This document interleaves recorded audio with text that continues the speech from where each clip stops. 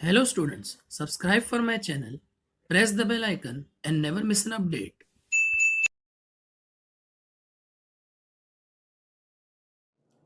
Hello everyone, welcome to my YouTube channel classic tutorial. आज के lecture में हम क्लास 11th आर्ट्स हिस्ट्री के chapter number 9 post Mauryan India इसके क्वेश्चन आंसर्स की टेक्स्ट बुक में मार्किंग करेंगे और आंसर्स को समझेंगे। तो आइए एक्सरसाइज की तरफ चलते हैं। सबसे पहला क्वेश्चन है, choose the correct alternative and write the complete sentence. Number 1, the last emperor of the Mauryan dynasty was, जवाब है बृहद्रथ। सेकेंड है, the Nashik inscription mentions king dash as त्रिसा मुद्रयातोया पितावाहना, इसका जवाब जो है वो है ए, गौतमी पुत्र सतकर्णी। थर्ड है, Satavahana king Hala compiled dash, तो इसका जवाब है गथा सप्तष्टि। उसके बाद बी है, find incorrect pair from set B and write the correct ones. इसमें जो इनकरेक्ट पेयर है वो सेकेंड है, गुणाधया का जो है वो आंसर आएगा बृहकथा, बृहद कथा इसका आंसर आएगा। चलिए इसके बाद क्वेश्चन नंबर 2 है, explain the following statements with reason. Number 1, during the Satavahana period there was rise of many trade centres, यानी सतवाहना पीरियड के टाइम पे बहुत सारे ट्रेड सेंटर्स बने, ये रीज़न हमको एक्सप्लेन करना है। साथ ही साथ बच्चों ये वाला भी क्वेश्चन देख लेते हैं, the caste system became rigid during the Satavahana period, यानी सतवाहना पीरियड के टाइम पे कास्ट सिस्टम बहुत रिजिड बन गया, बहुत टफ हो गया, या यूँ कहा जाए कि कास्ट सिस्टम का पॉपुलैरिटी बढ़ गया, लोग कास्ट सिस्टम की प्रैक्टिस करने लगे, रिजिड हो गया, बहुत दृढ़ हो गया। तो ये दोनों ही आंसर्स हम लोग करते हैं 65 और 67 पे क्वेश्चन नंबर 2 का पहला। तो आइए सबसे पहले पेज नंबर 65 पे चलते हैं। देखिए ये जो आप हाईलाइटेड देख रहे हैं ब्लू में, वो आपको लिखना है, many industries and trade flourished under the Satavahana, बहुत सारे इंडस्ट्रीज और ट्रेड्स सतवाहना पीरियड के टाइम पे फ्लरिश हुए। वेरियस श्राइन्स यानी कि श्रिन्स यानी कि गिल्ड्स, मैं जूम करके आपको दिखाता हूँ थोड़ा सा। वेरियस श्रिन्स यानी कि गिल्ड्स, गिल्ड्स किसको कहते हैं? गिल्ड्स का मतलब होता है an organisation of people who do same job, यानी सेम जॉब करने वाले जो लोग होते हैं, ग्रुप ऑफ पीपल या गिल्ड। तो बहुत सारे गिल्ड्स जो है वो एमर्ज ड्यूरिंग दिस पीरियड, इस टाइम पे बनने लगे। The trade and industries were controlled with the help of these shrenis, ये श्रेन्स या श्रेणीज, श्रेणी एक्चुअली ये श्रेणी मतलब गिल्ड होता है, तो ये श्रेणी मिलके जो है वो इसको कंट्रोल करना, इसको रेगुलेट करना, इसके रूल्स बनाना, ये शुरू किया इन लोगों ने। The श्रेणीज also provided loans, Indo Roman trade also flourish during the Satavahana period, श्रेणी जो है वो लोन भी देते थे इसी टाइम पे, सतवाहना के पीरियड के टाइम पे इंडो रोमन ट्रेड भी बहुत फ्लरिश हुआ, बहुत फला फूला आगे बढ़ा। ट्रेड सेंटर्स लाइक प्रतिष्ठान जिसको पैठन कहते हैं, तागर जिसको तेर कहते हैं, नासिक जो कि नासिक है, और करहातक जो कराड़ में आता है या उसका पुराना नाम है, developed during the Satavahana rule, ये सतवाहना रूल के टाइम पे डेवलप हुआ। चलिए आइए अब दूसरे का दूसरा जो कि पेज नंबर 67 पे था वो भी देख लेते हैं। देखिए ये आपको यहाँ से लिखना, मैं जूम करके बताता हूँ। देखिए society, the society of Satavahana period was organised into 4 वारनास, 4 वारनास में ये ऑर्गेनाइज थी। Similarly during this period the caste system also became deeply rooted, और इसी ज़माने में कास्ट सिस्टम भी बहुत डीप रूटेड हो गया, बहुत जड़ पकड़ लिया या बहुत रिजिड हो गया। यहाँ पे जो 4 वारनास है वो वही 4 वारना है जिसके बारे में हम पढ़ते हैं, ब्राह्मण, क्षत्रियज, वैश्यास और शूद्रास। तो ये 4 वाहना का सिस्टम जो था वो ऑर्गेनाइज हुआ और कास्ट सिस्टम भी डीप रूटेड हो गया। The intermixture of varna and caste, closed nature of different guilds, need of including foreigners in the social structure were some of the reason behind it. क्यों ये कास्ट सिस्टम इतना rigid हुआ? तो इसकी वजह थी कि वारनास और कास्ट जो थे वो इंटरमिक्सचर हो रहे थे, जिसको वारना संकरा कहते थे। Close nature of different guilds, बहुत सारे जो गिल्ड्स थे उनके नेचर आपस में ऑलमोस्ट सेम थे, तो वो एक रीज़न बना। Need of including foreigner in the social structure, यानी कि फॉरेनर्स को भी समाज के स्ट्रक्चर में काम करने के तरीके में इंक्लूड किया गया। तो इन कुछ रीजंस की वजह से जो है वो कास्ट सिस्टम रिजिड हो गया सतवाहना के पीरियड में। ठीक है, चलिए आगे बढ़ते हैं, अगला सवाल क्या है वो देखते हैं। गिव योर ओपिनियन आपको अपने से करना है बच्चों, मैं शॉर्ट नोट्स बताता हूँ। नासिक इंस्क्रिप्शन ऑफ गौतमी बलश्री ये पेज नंबर 65 पे अगर आप देखेंगे तो ये तीनों answer back to back page number पे है, तो एक ही साथ मैं क्वेश्चन पढ़ देता हूँ और फिर एक ही साथ आंसर्स भी एक्सप्लेन कर दूंगा। सेकंड आपका है नाने घाट, जो कि एंशियंट ट्रेड रूट था महाराष्ट्र में। और तीसरा आपका है गथा सप्तष्टी, यानी कि पेज नंबर 67 पे इसका आंसर है। तो आइए 65, 66 और 67 पे एक साथ ये तीनों शॉर्ट नोट्स करते हैं। 65 पे चलते हैं और क्वेश्चन है हमारा चौथे का पहला। देखिए यहाँ पे आपको दिखाई देगा ये जो मैंने हाईलाइट किया हुआ है, थोड़ा सा जूम करता हूँ आपको देखने में आसानी हो। देखिए, the reign and achievements of Satavahana emperor Gautamiputra Satakarni are describe in the Nashik inscription of his mother Gautami Balashri. Gautami Balashri जो थी वो गौतमी पुत्र सतकर्णी, नाम से ही पता चल रहा है गौतमी पुत्र, गौतमी के बेटे सतकर्णी, इनकी माँ का नाम था गौतमी बलश्री। तो नासिक इंस्क्रिप्शंस में इनके बारे में, इनके ज़माने के बारे में, इनके अचीवमेंट्स के बारे में या सतवाहना एम्परर के बारे में, यानी जो कि सतकर्णी थे उनके बारे में लिखा हुआ है। Gautamiputra Satakarni is mention as, अभी काफ़ी बड़ा वर्ड है तो इसका मैं मीनिंग पढ़ता हूँ। इसका मीनिंग होता है द डिस्ट्रॉयर ऑफ शाकाज। वैसे इसको पढ़ा भी जा सकता है शाका पहलवाया वनीशुदान, the destroyer of Shakas, Pahlavas and Greeks. इस नाम का अर्थ, इस नाम का मतलब होता है जिसने शाका, पालवा और ग्रीक्स को डिस्ट्रॉय किया है। फिर ये एक दूसरा नाम है, इसका मतलब होता है द वन हु री installed the success of Satavahana family, यानी कि इसके बारे में बोला जा रहा है गौतमीपुत्र सतकर्णी के इन्होंने क्या किया, शाकास, पल्लवास और ग्रीक्स को डिस्ट्रॉय किया। उसके बाद जो है सातवाहना फैमिली की जो सक्सेस थी उसको री इंस्टॉल किया। और फिर तीसरे नंबर पे एक ये नाम दिया गया, इसका मतलब होता है the one whose horses drank the water of the three seas, यानी वो जिसके घोड़ों ने तीनों समुंदर का पानी पिया। Such type of mentioning indicates that many kings in the southern reason must have accepted feudatory status. Feudatory status का मतलब ये होता है कि फ्यूडल सिस्टम जो था वो उन्होंने एक्सेप्ट किया था, मतलब एक रूलर के अंडर में वो लोग जो है वो काम करते थे और टैक्स वगैरह वसूल करने का काम करते थे उस पर्टिकुलर प्लेस में जहाँ के वो फ्यूडल लॉर्ड्स होते थे।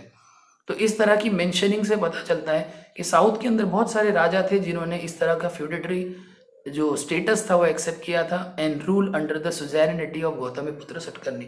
और यही इसी तरह से साउथ के बहुत सारे राजा गौतमीपुत्र सतकर्णी के अंडर में राज करते थे। उनके सुजैरिनिटी का मतलब होता है अंडर कंट्रोल। जैसे कि सब्सिडरी अलायंस नाम का एक कॉन्सेप्ट था जो इंडिया में ब्रिटिश ने इंट्रोड्यूस किया था जब उनका राज था। तो उसमें ये होता था कि आप जो है वो मिलिट्री प्रोटेक्शन के बदले में ब्रिटिश एक तरह से वो अपनी इंडिपेंडेंस को खो देना था, मतलब ब्रिटिश आपको मिलिट्री सपोर्ट देगा, एक्सटर्नल थ्रेट से बचाएगा और बदले में आप जो है वो ब्रिटिश के पपेट मास्टर बन जाओगे। तो गौतमीपुत्र सतकर्णी के अंडर में बहुत सारे रूलर साउथ के उस ज़माने में आ गए थे क्योंकि इनके ये सारे अचीवमेंट्स थे, इतने सारे जो है वो उनके जो अचीवमेंट्स थे उसकी वजह से। ठीक है, चलिए अगले क्वेश्चन की तरफ जाते हैं। थोड़ा सा डिफिकल्ट चैप्टर है, वर्ड्स भी काफ़ी डिफिकल्ट है, बट ज़रा ध्यान से करिएगा तो हो जाएगा आराम से। चलिए ये फोर्थ का सेकंड है, ये नाने घाट के बारे में था, वो भी पढ़ लेते हैं। Naneghat is a mountain pass on the ancient trade route in Maharashtra. Maharashtra के पुराने ट्रेड रूट में एक जगह थी, नाम था नाने घाट, जो कि माउंटेन पास यानी कि पहाड़ों के बीच का रास्ता था, घाट का रास्ता था, इसलिए नाने घाट नाम है। This route connects the ancient town Jirnanagar, Junnar जिसको हम लोग जुन्नर के नाम से जानते हैं, एंड द कोकन प्रोविंस, इसमें आता था इस जगह पे। फिर यहाँ से लिखिएगा, Sopara and Kalyan were the most important trade centre in ancient Maharashtra. Sopara और कल्याण भी बहुत पुराने ज़माने से महाराष्ट्र के इंपॉर्टेंट ट्रेड सेंटर रहे हैं एंशियंट टाइम से। Internal as well as foreign trade was carried out from these towns. Internal trade, foreign trade सभी यहाँ से होते थे। Specially the goods imported from Rome were unloaded at Sopara. जो गुड्स रोम से मंगाए जाते थे वो सोपारा में अनलोड किए जाते थे। And from there it was carried over to Paithan and Kolhapur via Kalyan, Naneghat, Junnar and Nevasa. और फिर कल्याण, नानेघाट, जुन्नर और नेवासा से होते हुए वो माल जो रोम से सोपारा मंगाया गया था या सोपारा में अनलोड किया गया था वो कहाँ पहुँचाया जाता था, पैठन और कोल्हापुर में पहुँचाया जाता था। Similarly the same route was use to transport the goods to be exported to Rome. और इसी जगह से यानी इसी सोपारा के पोर्ट से जो गुड्स थे वो एक्सपोर्ट भी किए जाते थे रोम को। ठीक है बच्चों, तो ये हो गया आपका फोर्थ का सेकंड। आइए फोर्थ के थर्ड पे जाते हैं। फोर्थ का थर्ड देखिए यहाँ पर है, ये वाला जो आप पैराग्राफ देख रहे हो, गतः सप्तष्टी, ये देखिए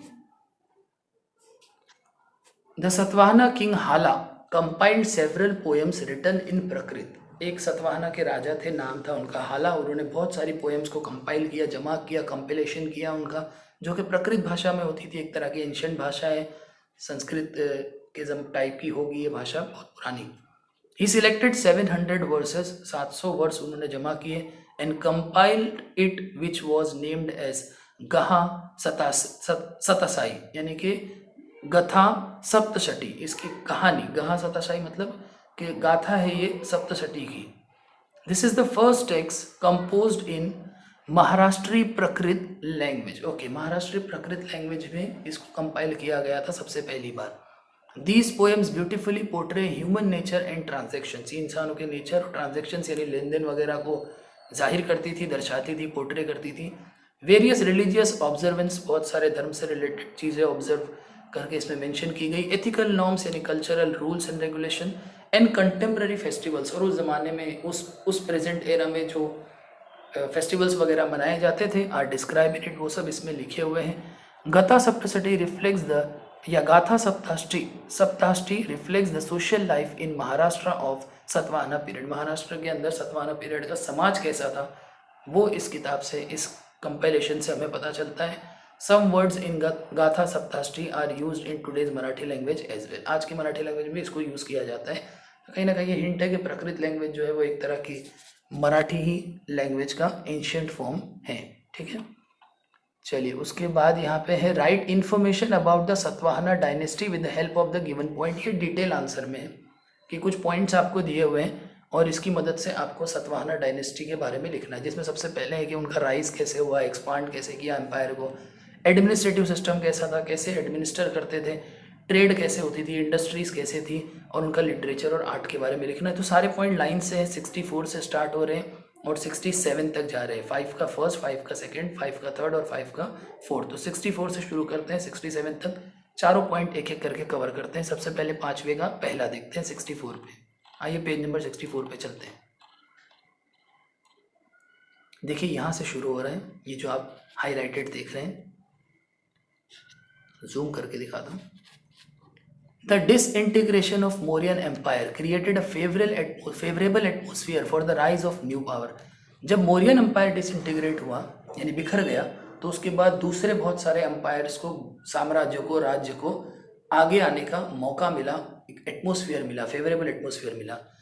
Satavahanas are mention as the earliest ruling dynasty in Maharashtra, जिसमें से एक सतवाहना थे, जो सतवाहनास थे जो कि महाराष्ट्र में एंशियंट टाइम से रूल कर रहे थे। Initially, the Satavahana rule came to rise in Nashik, Pune, Aurangabad and later spread in the vast region of Maharashtra. शुरुआत में नासिक, पुणे और औरंगाबाद में इनका राज रहा, उसके बाद ये दूसरे महाराष्ट्र के इलाकों में भी फैले, आंध्रा एंड कर्नाटका में भी ये फैले।